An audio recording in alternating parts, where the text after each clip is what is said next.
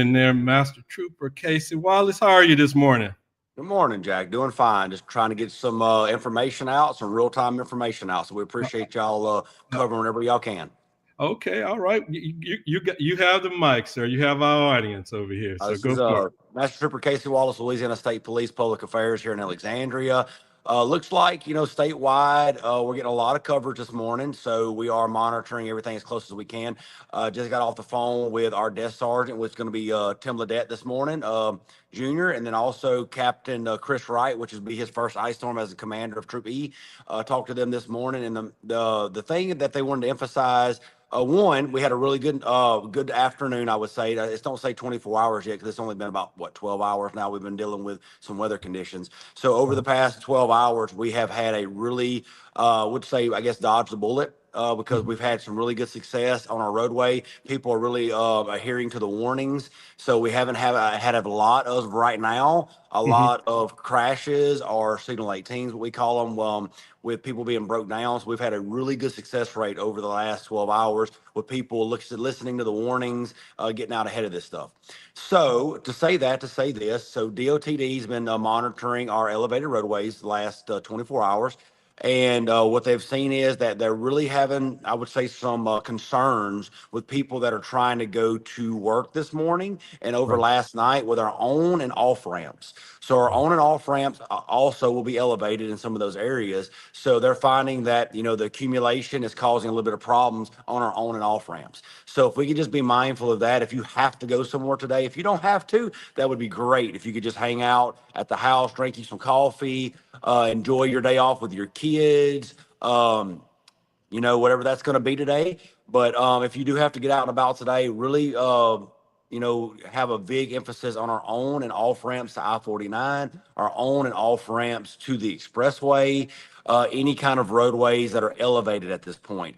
Mhm. This morning, as daylight comes up, you'll start seeing that over the next, 12 hours. Now, talking to the news channels this morning and our weather Mhm. broadcasters, Yeah, right. about 12 o'clock, 2 o'clock, give or take some more time in there, we are going to be above freezing. So are we going to get some of that meltage, as I say?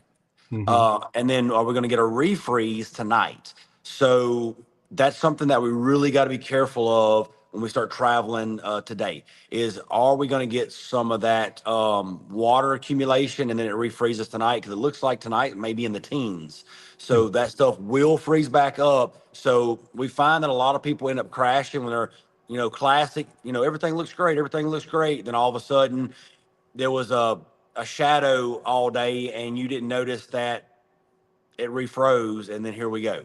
So be careful of that when we start traveling tonight. If you start getting out and about tonight, is that I think we're going to have a few little issues with that. It's Mhm. mainly going to be down south. They were really pushing last night. If you are a commercial vehicle, please utilize I-20 if you're going to cross the state today, because I-10, I-12, I-55, US 90, all of those are going to have a good bit of accumulation today. So if you can, if anybody out there is listening to this broadcast, anything that we've pushed out this morning, if you are trying to cross the state, I know it's going to be a pain, I guess, because you're Mhm. going to have to go north. But if Mhm. you can go across I-20, I-20 seems to be fine. But if you're going across the bottom of the state, you like I tell my kids, sometimes you're asking for it. So you may be asking for it if you're going to go down I-10 with all those closures. So don't be upset. So if you can alter north in Texas or Mississippi, Alabama, go north and then come across the state on I-20. So that's what we're trying to suggest this morning. So it's just kind of being mindful. And then our road closures. We've really been pushing the 511la.org website. Mhm. Those are really good, accurate, up to date information. And like I tell them, Jack, I'm good, but I don't know if I'm good enough to tell you every road closure in the state. It kind of Right. gets a little overwhelming. So if I'm going to have to look at that website myself, because DOTD does a fantastic job on keeping us up to date on those, and they Mhm. have extra people and staff this morning in Baton Rouge that's actually keeping that stuff up to date minute by minute, so we Right. really can monitor that. And if you want to look at some neat stuff too, and you may already have access to this, you can look Yeah. at those cameras on the Right. 511 website, and that can give you different major roadways to kind of give you an idea of what does it look like on I-10, I-55. Actually, we have cameras in Alexandria that look right there in Alexandria that you can look at going onto the expressway, I-49. So if you really want to get tech savvy, which is not very difficult, just go to the 511la.org website. You'll see on the right-hand side, it says camera. Go to camera and you can scroll through the different areas of our state and you can actually look for yourself on actually what the roadways look like at the current moment. Well, I tell you what, when you jump off, we're gonna go ahead and do just a little bit of that, and and that's a real powerful tool right in your hand, and you can see all of those cameras all over the state, man. I mean, it's all, and to see the Atchafalaya Basin right now just completely covered in snow, it's letting us definitely know how bad it is down there. And you hit the nail on the head when this morning on that page. They were putting up alerts so quick until it wasn't even funny this morning. Yeah. I couldn't even keep up with them all. I mean, it was happening. Yeah, they have a command post down there that they really monitor all of that stuff, up-to-date live time information. So that is a huge tool that we utilize every day. Oh, I could only imagine. Well, listen, here locally within, the central Louisiana area, are there any known accidents that you guys may be working at this point? I talked to the captain this morning. Matter of fact, we have a new captain, Chris Wright. He's from the Leesville area. Just came in the last couple of weeks. Talked to him this morning, talked to the desk sergeant this morning, and they said really last night was really calm, cool, collective. I asked them about crashes probably around 6:30 this morning. We talked a little bit just to get some updates. And they said that they really haven't had a whole lot of things of interest. Maybe a few little I don't even know if they even had a crash this morning. Right. So really, people have been warned. I think they've listened to those warnings. We've been doing this for years. I guess they believe us at this point. I don't know what to tell you about that. But it seems like in our area, we have really emphasized a good and put out those warnings. So hopefully all of that helped. But as of right now, as of this morning, they were really just kind of on standby if anything was to happen today, and we hope it doesn't.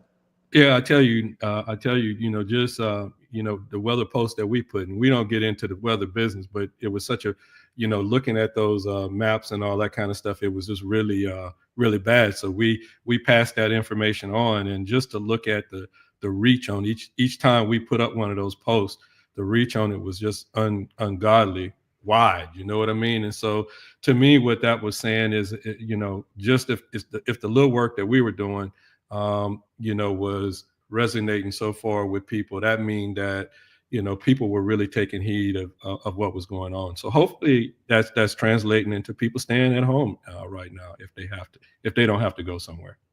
Hopefully so. And like I said, we've been on a lot of media outlets, KLB, picking us up, doing this with you this morning, our radio stations. And I would say this too, we don't get snow that often. So our is whatever, everybody out there really paying attention to this because it's snow. If it was a hurricane or a weather event, I think we get so many of those. Do we become numb to those things? Probably, but this doesn't happen. Like, what do they say? Like every 65 years we get something like this or something. It's been probably, I don't know, 4 or 5 years since we had an ice event. So it doesn't happen that often. So maybe because it doesn't happen that we're more interested on this one. But hey, whatever floats your boat, if that's where we're at, and you are 100% with the snow stuff and you stayed home, hey, great. I'm so happy that they listened to that. Let me ask you another thing. What's the rule, Casey? If you find yourself, moving along the road and you begin to skid, what should a driver do, to try to gain control of that vehicle? Let me tell you this, we train, so state police, we train weather conditions, wet roadways, driving hard or wet roadways. How do you come out of hydroplaning? I'm going to be honest with you. We don't do a lot of ice training. That's something why would we do that in Louisiana? Yeah. So I personally don't have a bunch of experience with that. I can tell you what everyone always says about, you shouldn't use your brakes in the snow. If you're gonna skid, take your foot off the brake, take your foot off the accelerated, and you really have to ride through that until you regain traction in your tires. But to say all of that, and that is great information, I think, until you actually have to do it, it's kind of like if you don't have the experience in it, you don't. Right. So that's why so much today has been don't drive, don't drive, don't drive, because I can give you that verbiage, But Hmm. what does it Hmm. really mean if you've never done it before? So Hmm. that's why I tell we coach a lot of ball on the side too. I always tell Hmm. my athletes, if you've never shot a basketball before, it's probably not going to go well. If you've never drove in ice before, it's probably not going to go well your first time. So I would say do not do it unless you have to today, because I Right. can't give you that experience if you don't have it. I'm just sorry to tell you that. So if you Okay. can avoid at all costs, don't drive today. Don't put yourself in a situation where your learning curve is too big. You're right, right, right, right, right. Or drive like Miss Daisy, if you if you have to get out there, if you have to. And I've had guys tell me that before. Man, I was only going like 5 miles an hour, but why was you on the roadway? And one of them was, that's the funniest story ever. He was like, well, Mama was making dumplings and we had to get over there. Hey, I'm sure Mama makes the best dumplings and taco soup and chili, but is it really worth putting yourself in a hazardous situation for something like that? Right, right. Well, Casey, do you think we covered everything that you needed to pass out today, or if there's anything else that you have? I think I, you've answered all of the questions that I had. I think generically Hmm. we all know this is what we need to do. Maybe this is just something added that they're like, "Yep, he made my mind up." I hope that's the case. Oh, okay. But like I said, I hope that you stay home for one, and if you do Hmm. got to go anywhere, we tried to cover. Be careful of anything elevated or bridges. We have tons of bridges. If you go down, I live over here on the east side of Rapides. There's a Hmm. bridge every mile, it seems like. So you're going to be dealing with some kind of elevated something. So Hmm. elevated bridges, elevated on ramps, elevated off ramps, slow driving conditions. Give yourself time and distance to Hmm. stop because you're in ice. If you're a commercial vehicle, head north, go down I-20. If you are going to be out and about, if you're not wearing your seatbelt at this point, 2025, I don't know what else to tell you. Seatbelt saves lives. Will it save you every time? Absolutely not. But it is going to give you the best opportunity to survive a crash. And in the highly probabilities today, if you're driving in ice, you have a high probability today that you will be involved in some kind of crash if you are driving today, considering that this is in icy conditions and we're not acclimated to the conditions that we're driving in. So be very, very careful today. Wear your seatbelt. Slow down. It's just like, cover me all. Another thing that we covered today, Jack, I don't know if you were watching earlier interviews. Hmm. Governor was real big pushing on the generator issue.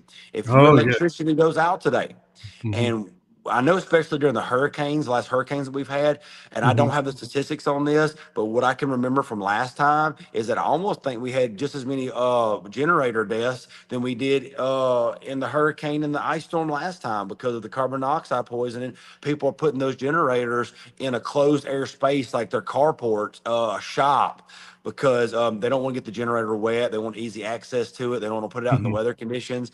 But those things have to be in free air opening spaces to get those chemicals out of your space. I mean, we have a lot of issues with our Hmm. generator desk because, to be honest with you, me and my dad pulled out a couple of generators yesterday because he's trying to get his stuff ready. Hmm. We ain't used those since the last hurricane, and that's been a couple years ago. So, Right. do we forget those things and think that things are not going to hurt us because we're not used to them? So, if Right. you are in the generator area right now, you are without electricity, and you're going to be using generators. Be very careful of where you're putting it, and don't put it in a closed air space because that's going to be some carbon dioxide issues. And like they say, it's a silent killer. Be Right. very Right. careful. Colorless and odorless, and can Yes. sneak up on you really quick. That's for sure. And I think what the rule is about 3 to 4 feet away from your house or 5 feet away from the house if you can. I would definitely put it somewhere where it's free open air, where it's not Pretty open. accumulating in a roof area, Right. carports. Basically, it's very, very classic carports, putting them in the edge of the carport, not realizing that, that wind may be blowing it back up in the roof and it's accumulating. Just, you got to be you careful of that. So it's just a silent killer. We had I had a sheriff, was it a couple years ago? I won't say which one, Mhm. almost died from carbon dioxide poisoning because they didn't realize that it was getting blown back into their airspace where they were cooking at. So Mhm. it happens. I mean, and we're all professionals, and it's odorless. You can't tell anything. All of a sudden, you're on the ground. So just be very, very careful if you have to mess with generators today. Just keep that in mind and make sure you have someone checking on you. Okay. Or do you know of, because I haven't seen any major power outages other than what happened up in Bossier, I think on yesterday. Any major power outages? Not in our area. I got a lot of friends of mine are Clico people. And also too the smartphones.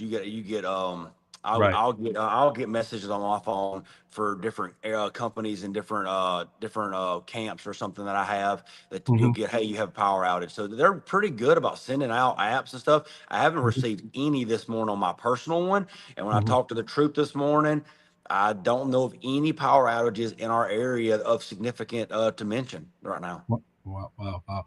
Well, listen, Trooper Wallace, I really appreciate your time, and you guys try to stay warm and try to stay safe out there on the road. All right, Jack, we appreciate y'all, man. If you need anything else, give us a call. If anything changes this afternoon, we'll reach out and we'll try to push out some more safety messages if we have some different issues. Okay. Yeah, and you're more than welcome to always reach out to us too. Yes, sir. Y'all be careful out there. All right. Have a good one in that case. Okay, there we have Master Trooper Casey Wallace with the Louisiana State Troopers. He was kind of giving us an update on some of the things that were going on. What we're going to do right quick, I know a lot of folk have been asking, what's going on, these roadways and different things of that nature. If you go out to la.gov,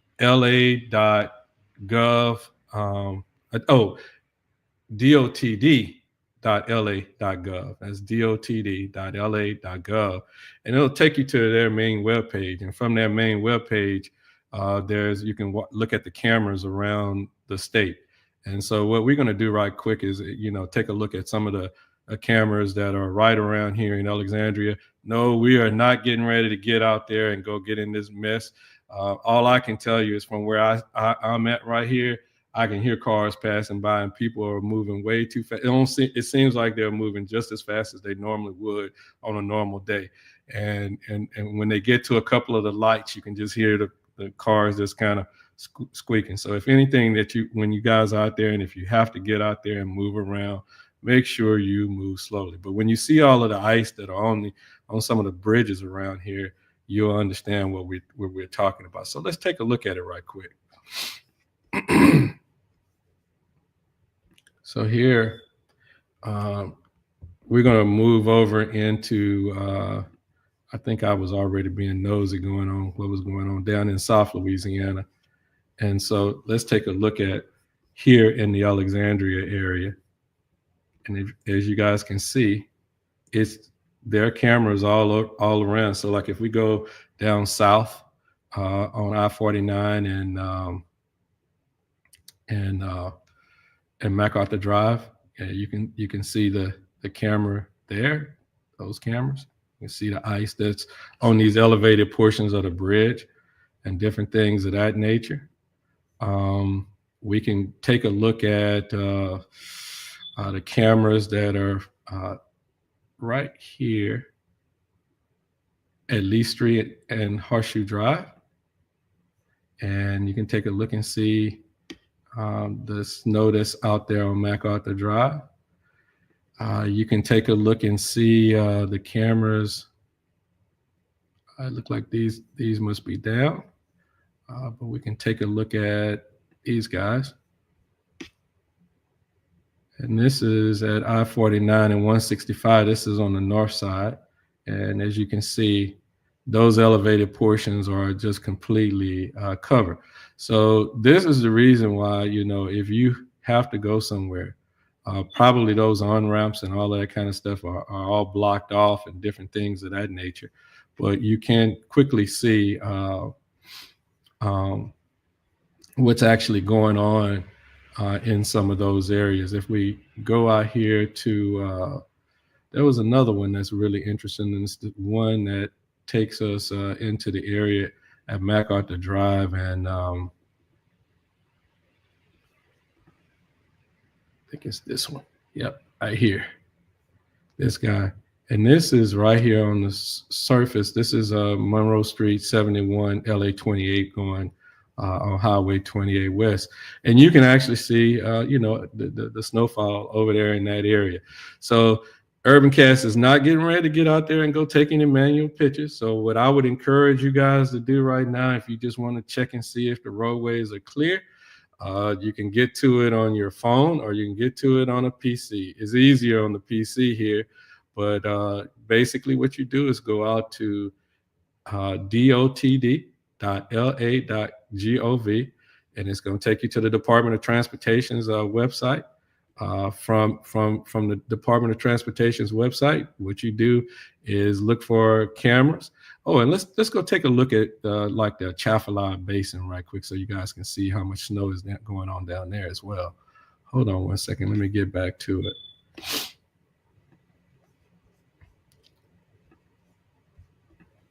Let's shrink this in a little bit. Drive relatively quick.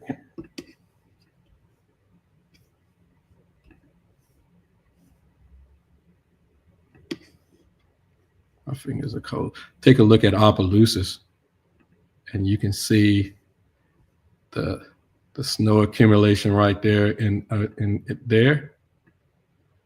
The cameras, they look like they've already been blued up or something's going on. Part of the view is away.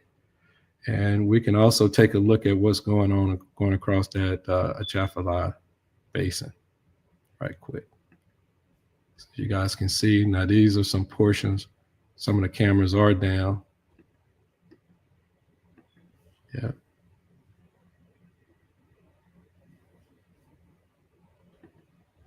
Yeah, so as you can see, those elevated portions right there on I-10, completely iced over. So that gives you an idea of, the ice that's down there in South Louisiana. But again, if you guys want to check that out for yourself, and you can, basically what you do is go to dotd.la.gov. And when you get out there, you just click on that little button that says view the cameras, and you can actually see all of the cameras. Again, you guys y'all stay warm, stay safe. If you have to get out, just drive slow, and keep in mind that, as we move forward throughout the day, that ice is going to begin to melt, but I don't think we're going to be above freezing very long. So it'll probably still be wet, and then the next thing you know, it'll freeze and become more of an icy kind of surface. So y'all stay safe, stay vigilant out there, and have a great day.